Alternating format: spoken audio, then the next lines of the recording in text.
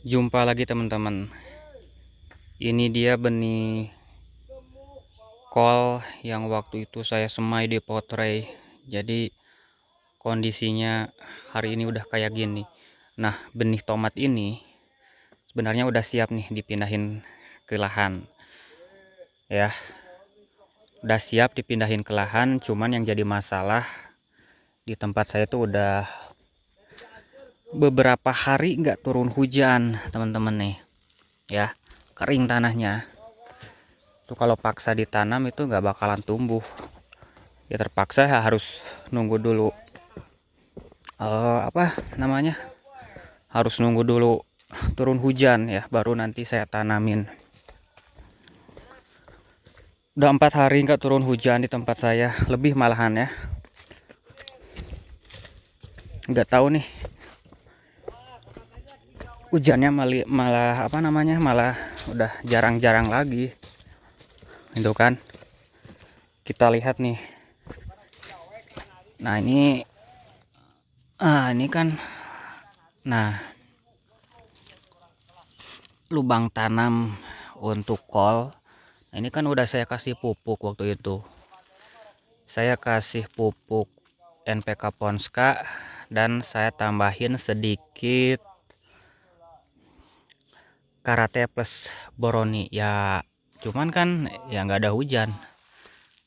Tanahnya masih kering. Ini udah semingguan ya. Kalau nggak salah udah semingguan nih saya kasih pupuk ya di lubang tanam. Ini tanahnya masih kering ya. Kalau udah kena air hujan kan ini bisa kita langsung tanamin ya. Seminggu juga bisa kita tanamin kalau udah terkena air hujan. Tapi ini kan masih kering ya. Takutnya kan panas nanti ke tanamannya. Nah, ini untuk kondisi cabenya udah kayak gini teman-teman. Ini TM 999. Waktu itu kan saya nanamnya itu bulan 7, lagi puncaknya musim kemarau di tempat saya.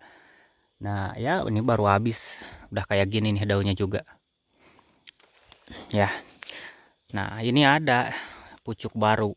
Cuman kalau dirawat juga ya nggak bakalan maksimal lah. Udah. Nah, pucuknya juga udah kuning-kuning kayak gini ya. Udah nggak saya rawat. Udah nggak saya kasih pupuk lagi. Harusnya kan ya kalau mau eh, perawatan untuk pembuahan kedua itu harusnya ya pemupukan pengocoran itu harus tetap jalan ya. Supaya nutrisi di dalam tanah itu selalu ada ya. Nanti kan waktu tanamannya mau makan, nah itu pupuk di dalam tanah itu kan udah tersedia ya kalau kita rajin ngerawatnya atau rajin pupuknya. Tapi ini ya udah hampir sebulanan lebih lah, 2 bulan kayaknya nggak saya kasih pupuk lagi, karena waktu itu saya pemupukan juga cuman nyampe di usia 85 hari setelah tanam, 7 kali pengocoran. Setelah itu udah stop, nggak saya lakukan lagi pengocoran. Ya mungkin ya daun-daun kayak gini itu ya akibat pertama ya mungkin kekurangan pupuk tadinya. Terus ya tanamannya jadi stres teman-teman. Ini sebentar lagi akan saya cabut nih cabenya. Mau saya ganti sama kol. Terus nanti akan saya tumpang sari juga.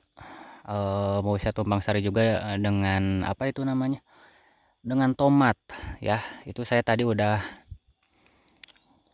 bibitnya udah tumbuh juga di potray ya. Palingan sekitar 2 mingguan lah ya untuk siap dipindahin ke lahan. Nah, ini rencananya mau saya tanamin tomat juga.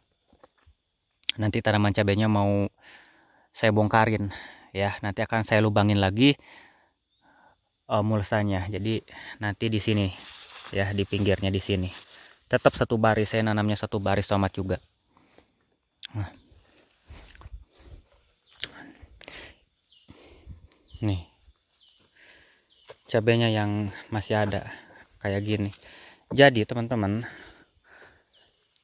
cabe TM999 ya, TM999 itu kalau secara kualitas buah itu udah bagus kalau di tempat saya. Kalau di tempat teman-teman ya saya nggak tahu, karena mungkin ada perbedaan tanah, terus perbedaan ketinggian dan segala macamnya gitu kan. Nah, untuk TM99 sendiri sebenarnya buahnya itu bagus ya, kualitasnya itu bagus, berbobot ya, berbobot. Karena itu untuk diameternya lumayan besar kalau dibandingkan dengan OR Twist 42. Cuman yang jadi masalah, TM itu cepet banget habisnya kalau dibandingkan dengan OR Twist ya. Nah, kalau dibandingkan dengan OR Twist, nah itu saya yang di atas itu kan OR Twist. Nah, kemarin saya nanamnya itu 2 varietas. Yang pertama TM dan OR Twist. Nah, kalau dibandingkan dengan OR Twist, cabai TM99 ini untuk siklus panennya cepet ya, cepet. Jadi namanya itu apa ya? Dari panen hari, misalkan panen hari ini ke panen berikutnya itu yang masaknya itu cepet banget. Jadi ya cepat habis lah, cepat habis. Kalau beda dengan OR Twist, ya itu panennya lebih lama lagi, agak lebih lama lah ya, lebih lama dari TM. Tapi untuk kualitas ya OR Twist kalau menurut saya lebih bagus lagi dibandingkan dengan TM999 ya. Terus untuk musim hujan juga, karena buahnya ini terlalu lumayan besar ya diameternya, nah itu untuk serangan pateknya itu agak rawan teman-teman. Makanya kalau udah musim hujan nih, nah TM99 ini harus hajar dengan fungisida yang tepat sasaran, yang bagus lah ya. Kalau pakai mancozeb ya nggak bakalan mempan. Pakai yang bagus-bagus sekalian kayak ya tembaga, terus kayak petalaxil, carbendazim juga bisa, terus apa ya, azoxystrobin dan difeneconazole juga bisa tuh untuk patek.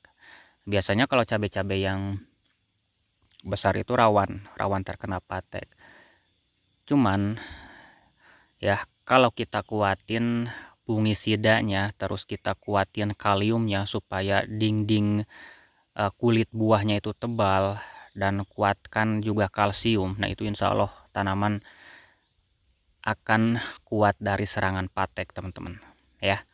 Oke lah teman-teman, mungkin ini hanya ngobrol aja ya, kita ngobrol aja, sharing-sharing nih.